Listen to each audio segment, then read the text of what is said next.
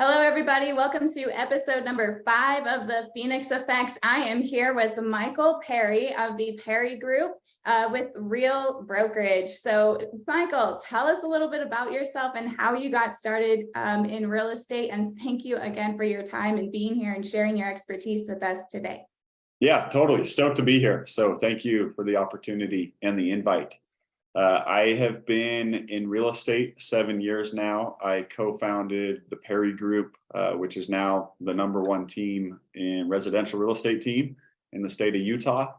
And we have about 100 agents. Last year, we had about 70 agents and we sold 800 homes for 460 million-ish. I think it was like 464.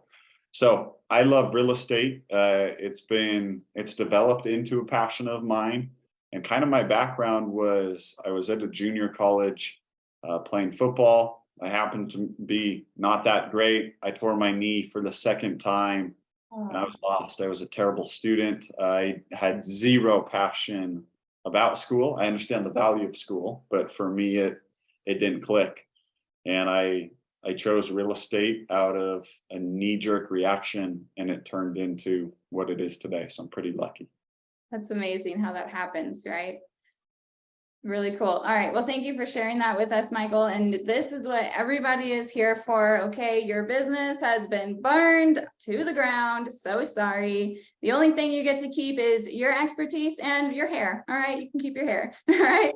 Your expertise, knowledge, you got your hair. All right. What would you do starting on day one to recreate this amazing success that you've had so far?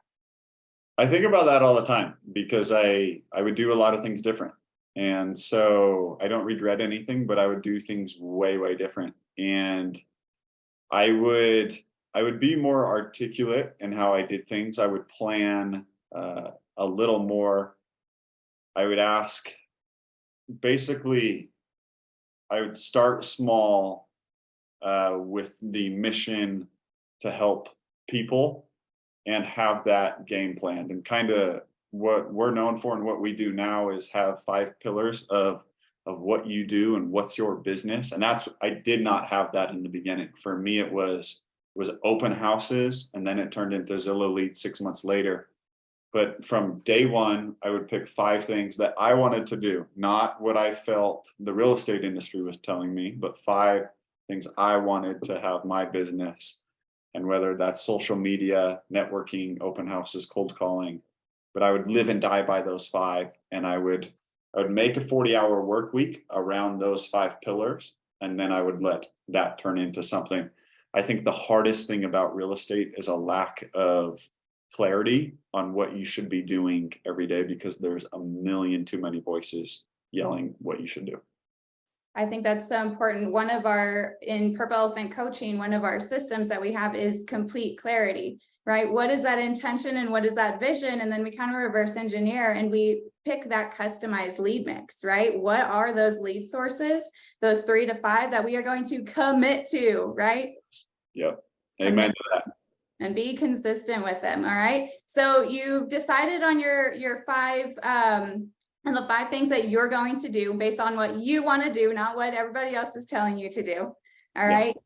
Now what? How do you get that first client? How do you show up every day? You mentioned that 40-hour work week. What does that kind of look like?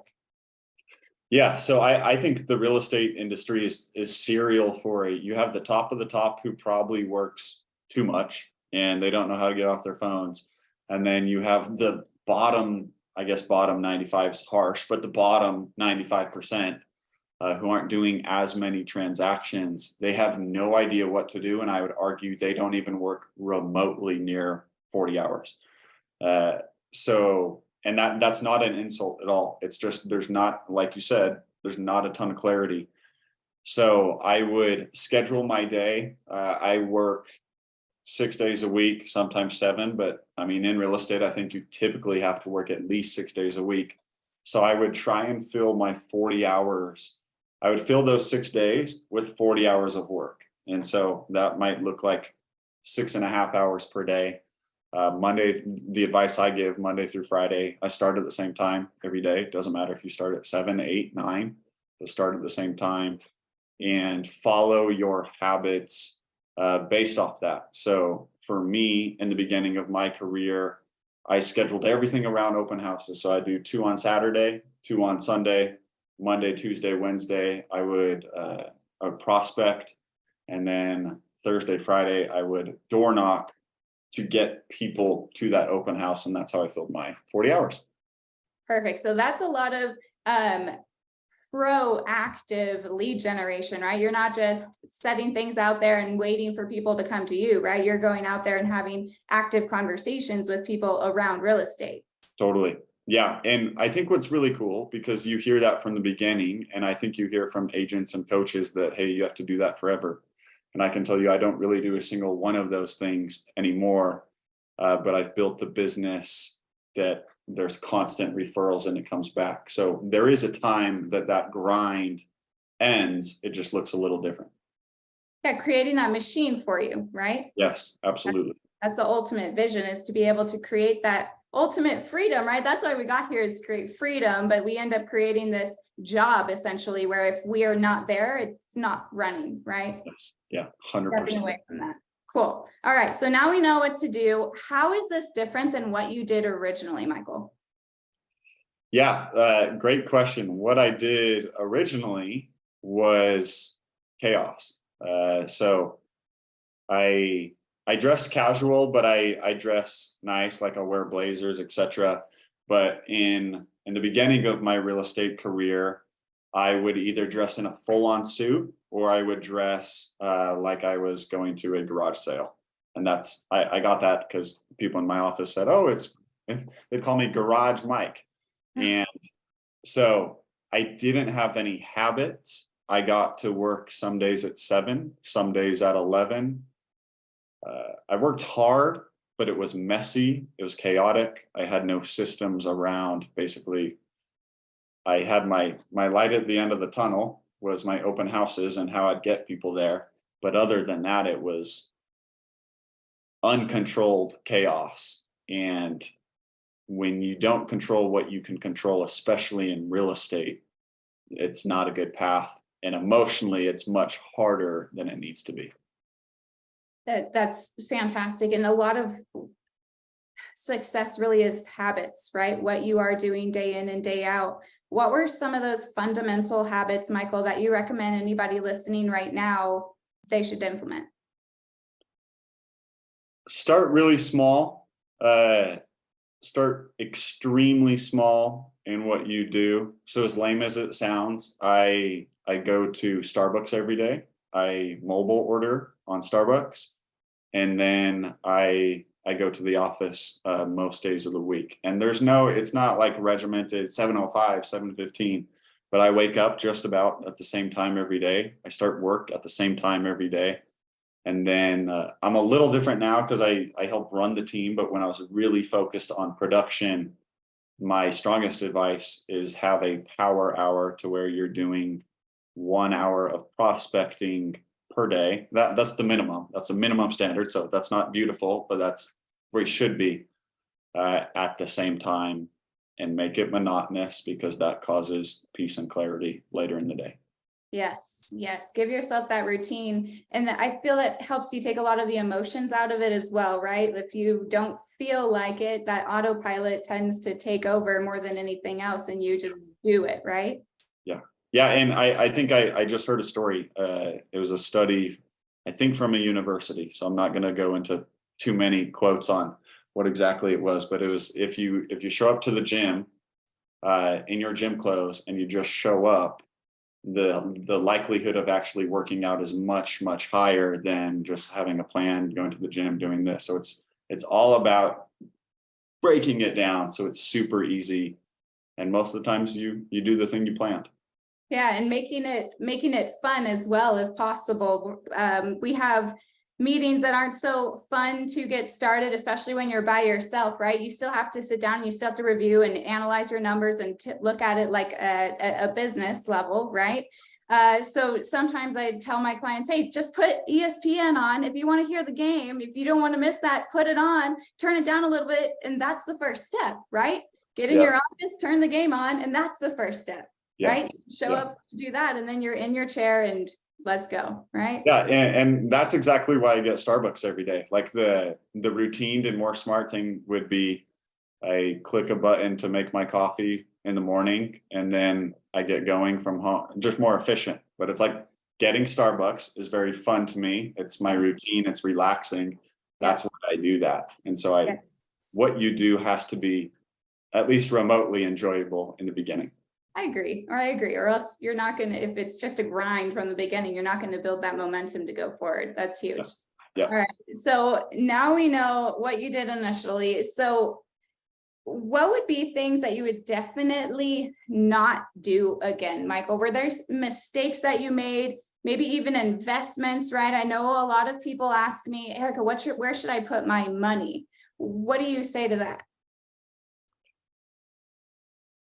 Don't dabble. That's my strongest piece of advice is do not dabble in things. What kind of caused a bit of confusion in my career in the beginning was I was told, and I came from a more traditional office, so I was told, hey, you got to door knock, you got to cold call, you got to do open houses, and I didn't necessarily just pick, and so that kind of made things confusing. So today I would give the advice on go all in on your pillars. But if I was just speaking to a random agent and let's say they wanted to invest in online leads, don't dabble in online leads. Find mentors to help you and go all in on that online lead source until you feel out an expert and you can move on to the next pillar. I think it we've said clarity way too many times on this phone call, but you are in a confusing industry to where my success looks way different than your success. And if you looked at my day, you might be like, why does that guy do so well? Some things you can't explain, but it's just picking your certain pillars and attacking them. I like that. So how would you recommend somebody to commit fully to a pillar? For example, if they're feeling that resistance, right? It's not working out for them. What advice do you give to them? Yeah, I kind of like the 60-day rule is don't even re-examine how it's going. I mean, obviously try and figure out how you can do X, Y, and Z better. But if it's going bad at day 50, who cares? If it's going bad at day 15, who cares? At day 61, if it's a complete failure, move on to the next thing. But go all in on it, refine it how you can make things better, but don't really care about the results until you can do it for some time. Right. And that's assuming that you're actually improving on your first day performance, right? Not just repeating day one for 60 days, right? Yes, 100%. Yeah. Proving that skill. Awesome. Okay. So the last thing that we just want to ask here, Michael, I appreciate how just this has been so streamlined and your answers are so efficient. So we've been able to run right through this, which is fantastic because I think you've just hit the main crucial points, right? This is the necessities that people have to hear. And if they just take this, 20 minutes, 25 minutes that we're talking here and really commit to that, how could that change things for them? Just committing to those 5 pillars, putting your head down for 60 days. What kind of transformation did you personally see and maybe someone listening might see? Yeah, so I haven't been asked this question. I think it's a really good question, but I think the most obvious thing, I started in real estate with $23 in my bank account. And within the next year, I hate when people talk money, but I think it's important. So the next year, my quarter one, I made $190,000 through real estate transactions. And that was from a crazy work ethic that just did XYZ and the really hard stuff. I'm sure there are other careers, but I don't know of a career that leads to exponential growth and the ability to really take care of people, your friends, your family, as quickly as you can with real estate. I mean, you can get licensed in 30 days and then you can go sell houses. I don't know any other career where you can go do that and operate at that high of a level. right? It's almost like a loophole to life when you figure out that just put your head down, right? Yeah, yeah. And I mean, I was talking to my mom the other day. It's like I got so lucky that I just fell into real estate because I can put my head down in some things and I can, if I was in a different career, I might have to put my head down for 8 years before I see any financial result. That's not how it is in real estate. It's really hard, but the opportunity upside is high. Yes, I agree. I agree. All right. So to wrap this up here, Michael, for anybody listening who is stuck right now or struggling or even new, what immediate action after they finish this interview do you recommend that they take? Reevaluate your day. That is the biggest point when I'm talking to my team and I see a struggling agent is, are you actually, so there's two things. Are you actually working as much as you think you are? In real estate, texting and driving is not work. Not texting and driving. Driving to showings is not work.